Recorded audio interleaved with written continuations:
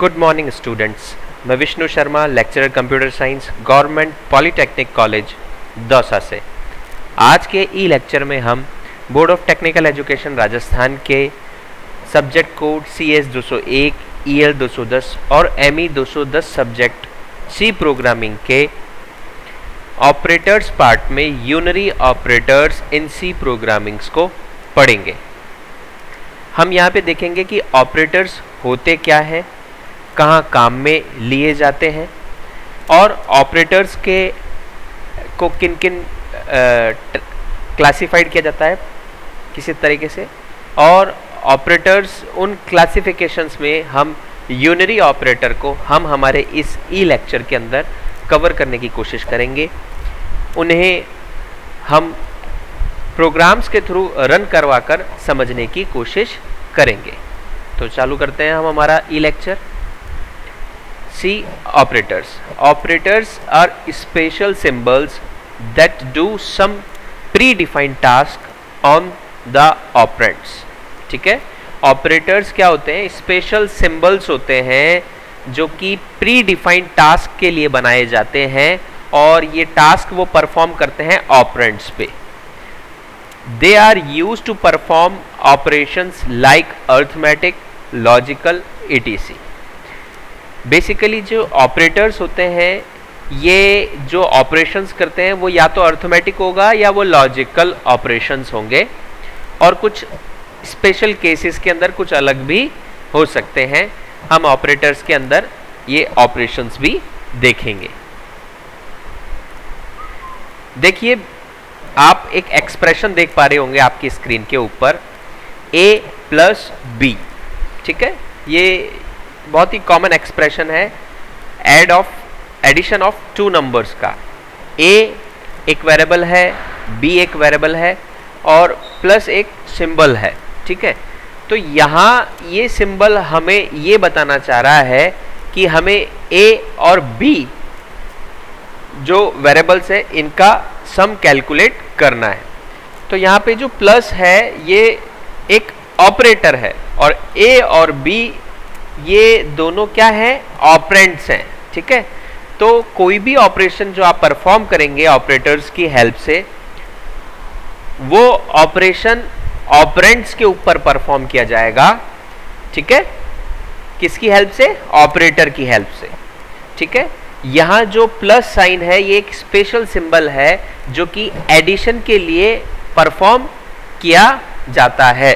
ठीक है, addition point of view से आप इस प्लस साइन को लगाते हैं और ये प्लस साइन यहाँ पे क्या कहलाता है? एक ऑपरेटर। और A और B क्या है? ऑपरेंड्स हैं। ठीक है, here A and B are operands and plus is operator in above expression.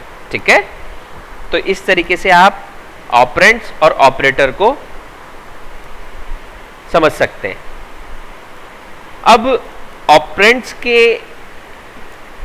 Number of operands के आधार पर आप ऑपरेटर्स को 3 कैटेगरीज में डिवाइड कर सकते हैं। ठीक है, यूनरी ऑपरेटर, बाइनरी ऑपरेटर और टर्नरी ऑपरेटर।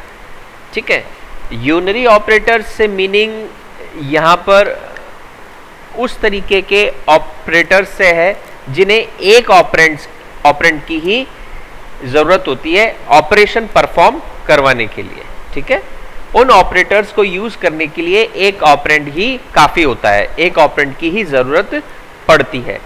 ठीक है, ऐसे ऑपरेटर जिन्हें एक ऑपरेंड की ही जरूरत हो उनके ऑपरेशन परफॉर्म करवाने के लिए वो किस तरीके के ऑपरेटर कहलाते हैं? यूनरी।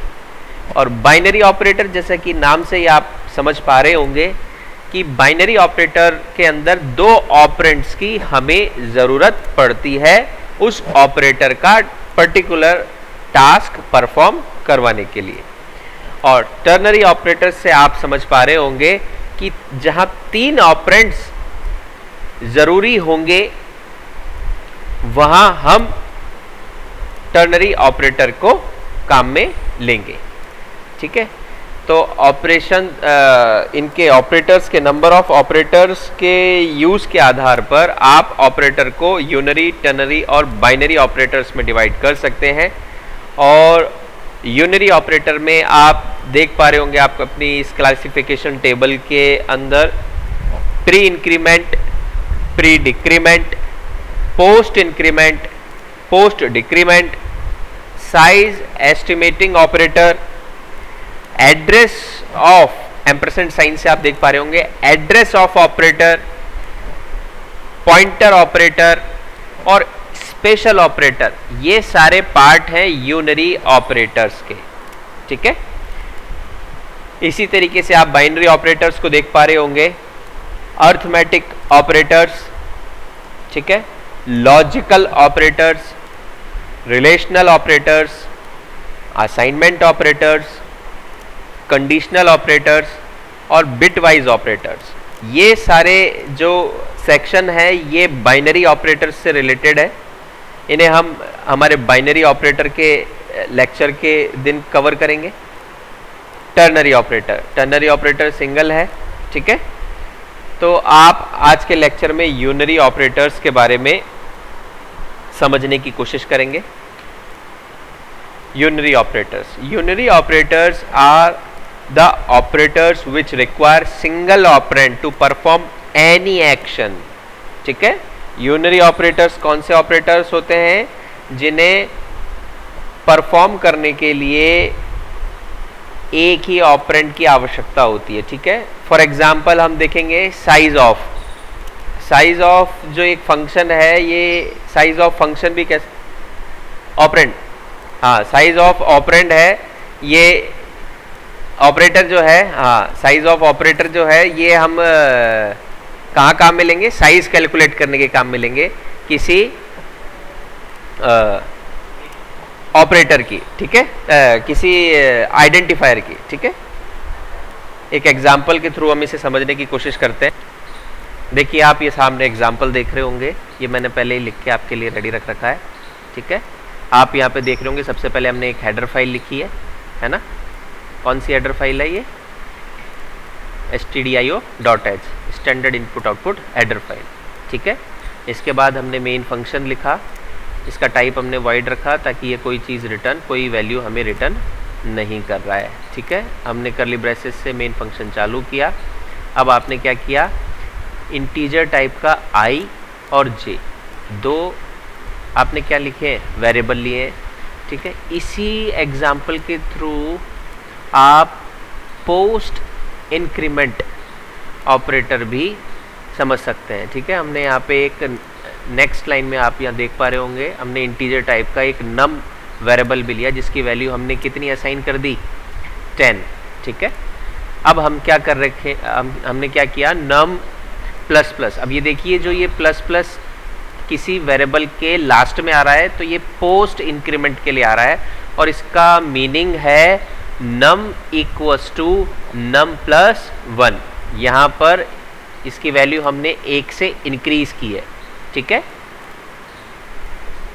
लेकिन ये किस तरीके का ऑपरेटर है, ये वेरिएबल के लास्ट में लिखा जा रहा है तो ये प्लस प्लस वेरिएबल के लास्ट में आ रहा है, इसका मीनिंग है ये पोस्ट इंक्रीमेंट ऑपरेटर है। पोस्ट इंक्रीमेंट ऑपरेटर क्या करता है, पहले वैल्यू असाइन करेगा और बाद में इंक्रीमेंट करेगा, ये ध्यान रखें।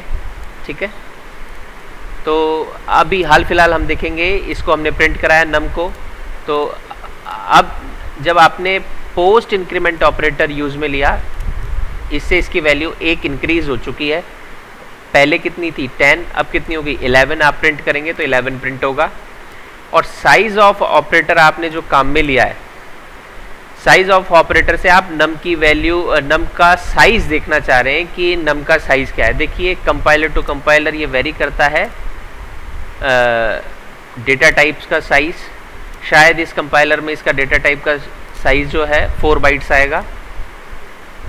ठीक है, तो आपने इसको किस तरीके से कैलकुलेट करवाया, साइज ऑफ ऑपरेटर के थ्रू आपने नम वेरिएबल का जो साइज है वो कैलकुलेट करवा के किसमें, जे के अंदर असाइन करवा लिया आपने। इसके बाद इसे प्रिंट करवाया जे के थ्रू। ठीक है, आप इसे रन करेंगे, पहले कंपाइल करेंगे, देन उसके बाद आप क्या करेंगे, इस कोड को रन करेंगे।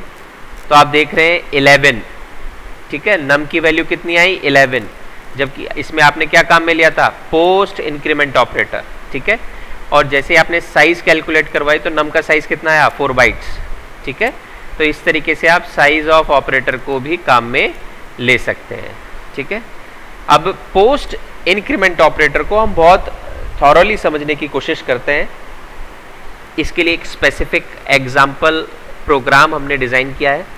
सबसे पहले हमने क्या किया, हेडर फाइल लिखा #include stdio.h, standard input output header file. क्यों काम में लिए हमने ये हेडर फाइल, ताकि इसके प्री डिफाइंड फंक्शंस को हम हमारे प्रोग्राम के अंदर डायरेक्टली यूज़ कर सके, काम में ले सके। इसके बाद हमने मेन फंक्शन लिखा। मेन फंक्शन वो फंक्शन होता है जिसके अंदर हमें जितने हमारा जो एम फुलफिल कराना होता है वो कोड हम किस में लिखते हैं, मेन फंक्शन में लिखते हैं। मेन फंक्शन बहुत ज़रूरी है किसी भी प्रोग्राम के लिए, ठीक है। बिना मेन फंक्शन के आप प्रोग्राम रन नहीं कर सकते।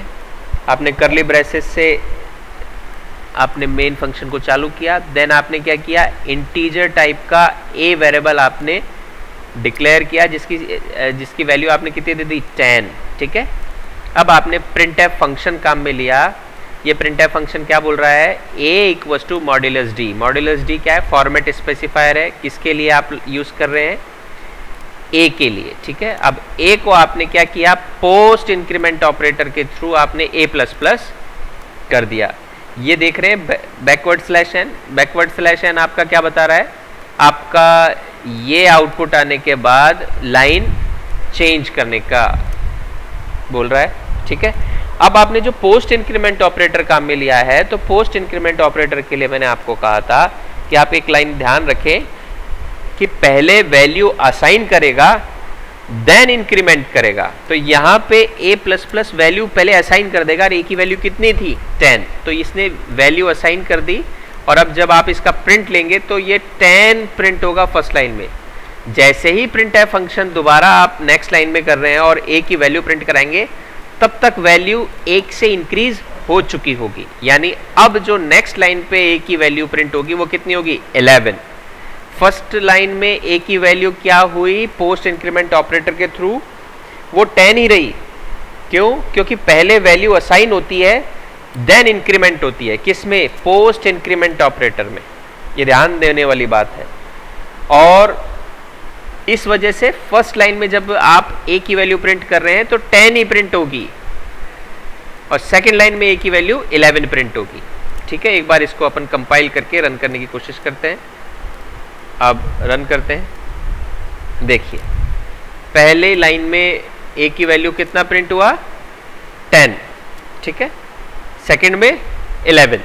तो अब आपको पता लग गया पोस्ट इंक्रीमेंट ऑपरेटर क्या काम करता है, पहले वैल्यू असाइन करता है देन इंक्रीमेंट करता है, ठीक है। यानी पहले जो वैल्यू असाइन की, वो जो पहले वैल्यू उसमें थी एज इट इज वो असाइन कर दी।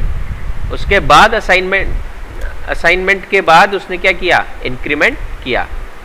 अब यहाँ प्री इंक्रीमेंट ऑपरेटर देखते हैं अपन, ठीक है। प्री इंक्रीमेंट ऑपरेटर के लिए भी सेम हमने कोड लिखा। सबसे पहले हेडर फाइल लिखी है, ठीक है। उसके बाद मेन फंक्शन चालू किया, a की वैल्यू 10 ले ली। अब हमने printf फंक्शन में सबसे पहले आपके वेरिएबल के आगे ही हमने $+ के साथ प्री इंक्रीमेंट ऑपरेटर को यूज किया। अब हमने इसी की वैल्यू हमने प्रिंट करवाई। तो प्री इंक्रीमेंट ऑपरेटर के लिए क्या होता है कि पहले इंक्रीमेंट होता है देन वैल्यू असाइन होती है। तो पहले इंक्रीमेंट होगा, a की वैल्यू पहले 10 थी तो अब 11 होगी, देन वो वैल्यू असाइन होगी वापस यहाँ पर। तो यानी इसका मतलब है कि इस बार फर्स्ट जो printf फंक्शन है इसमें प्रिंट क्या होना चाहिए, वैल्यू 1 से इंक्रीज होकर ही प्रिंट होनी चाहिए, यानी 11 प्रिंट होना चाहिए, ठीक है। सेकेंड printf फंक्शन में हम डायरेक्ट a की वैल्यू प्रिंट करवा रहे हैं, तो ऑब्वियस है कि एक से वैल्यू इंक्रीज हो चुकी है 1 की, तो अब 10 का 11 हो गया, ठीक है। अब इसको कंपाइल करते हैं पहले और फिर क्या करते हैं, रन करके देखते हैं।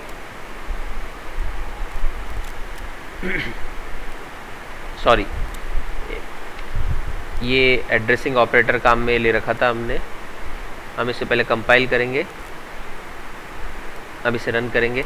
देखिए 11 एंड 11। अब देखिए हम बैकवर्ड स्लैश एन काम में क्यों लेते हैं, ताकि आउटपुट हमारा नेक्स्ट लाइन पे आए। एक बार अपन यहाँ पे बैकवर्ड स्लैश एन काम में लेके देखते हैं, बैकवर्ड स्लैश एन, देन हम यहाँ से क्या करेंगे, कंपाइल करेंगे, इसे रन करेंगे, तो 11 एंड 11, ठीक है। इस तरीके से आप देख पा रहे होंगे कि बैकवर्ड स्लैश एन का भी अब आपको यूज़ आने लग गया होगा, ठीक है। और आपके प्री इंक्रीमेंट ऑपरेटर से पहले इंक्रीमेंट हुआ और बाद में असाइनमेंट हुआ, तो इंक्रीमेंट होने से 10 की वैल्यू 11 हो गई ए की, और 11 ही प्रिंट हुआ फर्स्ट एंड सेकंड दोनों लाइंस में, ठीक है। तो आपने pre increment and post increment operators देख लिया, साइज ऑफ ऑपरेटर देख लिया। अब आप देखते हैं पोस्ट डिक्रीमेंट ऑपरेटर। देखिए पोस्ट डिक्रीमेंट ऑपरेटर में भी आप बस हमें कुछ नहीं करना, आपको अपने वेरिएबल के आगे सब्ट्रैक्शन के 2 साइन लगाने, माइनस माइनस, ठीक है, बाद में, तो ये पोस्ट कहलाएगा, ठीक है। प्री कब कहलाएगा, जब वेरिएबल के शुरुआत में हम लगाएंगे, ठीक है। पोस्ट का भी सेम लॉजिक है कि असाइनमेंट पहले होगा और डिक्रीमेंट बाद में होगा, ठीक है। तो आपने क्या किया, असाइनमेंट पहले किया। आप अपने इस प्रोग्राम में देख पा रहे होंगे फर्स्ट प्रिंटएफ में आपने ए की वैल्यू को पहले असाइन किया, क्योंकि पोस्ट इंक्रीमेंट था, तो पहले ए की वैल्यू क्या थी, 10, तो यानी यहाँ पर प्रिंट क्या होना चाहिए, 10 होना चाहिए फर्स्ट ए की वैल्यू। देन अगर उसका डिक्रीज हो जाएगा 1 से वैल्यू, तो नेक्स्ट लाइन में जब ए की वैल्यू आप प्रिंट कराएंगे तो कितना होना चाहिए, 9, ठीक है, यानी 10 एंड 9। अब आप इसे कंपाइल करते हैं, एक बार रन करते हैं, 10 एंड 9। आप देख पा रहे होंगे कि पोस्ट इन डिक्रीमेंट ऑपरेटर में आपने वेरिएबल के बाद में सब्ट्रैक्शन के 2 साइन लगाए हैं। ये पोस्ट डिक्रीमेंट ऑपरेटर का सिंबल हो गया, और पहले असाइनमेंट देन 1 से डिक्रीमेंट, ठीक है। अब हम प्री डिक्रीमेंट ऑपरेटर की तरफ देखते हैं। तो प्री डिक्रीमेंट ऑपरेटर में हमने क्या किया, हमने कहा था एक प्रोग्राम हमने लिख रखा है, यहाँ हमने वेरिएबल की शुरुआत के अंदर सब्ट्रैक्शन के 2 साइन लगा रखे हैं। ये आपको प्री डिक्रीमेंट ऑपरेटर के बारे में बता रहा है, जिसका मीनिंग क्या होता है, पहले डिक्रीमेंट देन असाइनमेंट, ठीक है। तो ए की वैल्यू कितनी थी, 10, तो पहले डिक्रीमेंट होगी यानी 9 रहेगी ए की वैल्यू 9, और अब उसके बाद असाइनमेंट हो गया, यानी फर्स्ट प्रिंटएफ फंक्शन के अंदर भी क्या प्रिंट होगा, 9, और सेकंड में भी 9, ठीक है। आप इसे एक बार कंपाइल करेंगे, देन आप क्या करेंगे, रन करेंगे, तो आप देख पा रहे हैं 9 एंड 9। तो ये डिफरेंस होता है प्री एंड पोस्ट डिक्रीमेंट और इंक्रीमेंट ऑपरेटर्स के अंदर, ठीक है। एक स्पेशल ऑपरेटर होते हैं, स्पेशल ऑपरेटर जैसा तो कुछ नहीं है, लेकिन यूनरी के अंदर आप जैसे माइनस साइन है, आप उसे डायरेक्टली भी यूज़ में ले सकते हैं, जो कि आपके वेरिएबल की वैल्यूज़ को नेगेटिव और पॉजिटिव करने के अंदर काम में आता है। जैसे आप इस प्रोग्राम के अंदर देख पा रहे होंगे ए इक्वस टू 10 है, बी इक्वस टू -a कर रखा है आपने, ठीक है। तो a की वैल्यू कितनी थी, 10 पॉजिटिव में, अब माइनस ऑपरेटर काम में लिया तो b की वैल्यू हो गई -a, यानी -10 हो गई, ठीक है। तो इसी को आप कंपाइल करके जब रन करेंगे तो -10 वैल्यू प्रिंट हो रही है b की, ठीक है, और a की कितनी हो रही है, 10। तो यहाँ पर ये यूनरी ऑपरेटर की तरह काम कर रहा है, कौन, माइनस, ठीक है, सब्ट्रैक्शन साइन यूनरी ऑपरेटर की तरह काम कर रहा है। इसी तरीके से आप एड्रेसिंग ऑफ ऑपरेटर, ठीक है, एम्परसेंट साइन को भी काम में ले सकते हैं, किसके लिए, एड्रेस प्रिंट करवाने के लिए। इस प्रोग्राम में हमने क्या किया, सबसे पहले हेडर फाइल लिखी, मेन फंक्शन लिखा, फिर हमने डिक्लेरेशन सेक्शन में a = 10 लिया, और अब हमने क्या किया, a वेरिएबल की एड्रेस को प्रिंट करवाने की कोशिश की, किसकी हेल्प से, एड्रेसिंग ऑपरेटर की हेल्प से, ठीक है। ठीक है, आपने इसको ए का एड्रेस प्रिंट करवाया तो ये आपने हेक्साडेसिमल के अंदर प्रिंट होगा। सबसे पहले कंपाइल किया और जैसे ही आप रन करेंगे तो ए का एड्रेस प्रिंट हो रहा है। ए की वैल्यू प्रिंट नहीं हो रही, ए के अंदर 10 वैल्यू है, लेकिन यहाँ पे जब एड्रेस ए का एड्रेस प्रिंट करवा रहे हैं तो ए का एड्रेस प्रिंट हो रहा है। यहाँ पर आपके मेमोरी किस मेमोरी एड्रेस के ऊपर ए स्टोर है। तो इस तरीके से आप अपने ऑपरेटर्स को समझ सकते हैं। तो आज के लेक्चर में हमने यूनरी ऑपरेटर्स के बारे में डिस्कशन किया है। नेक्स्ट लेक्चर में हम बाइनरी और टर्नरी ऑपरेटर्स के बारे में समझने की कोशिश करेंगे एग्जाम्पल्स और प्रोग्राम्स के through. Thank you so much.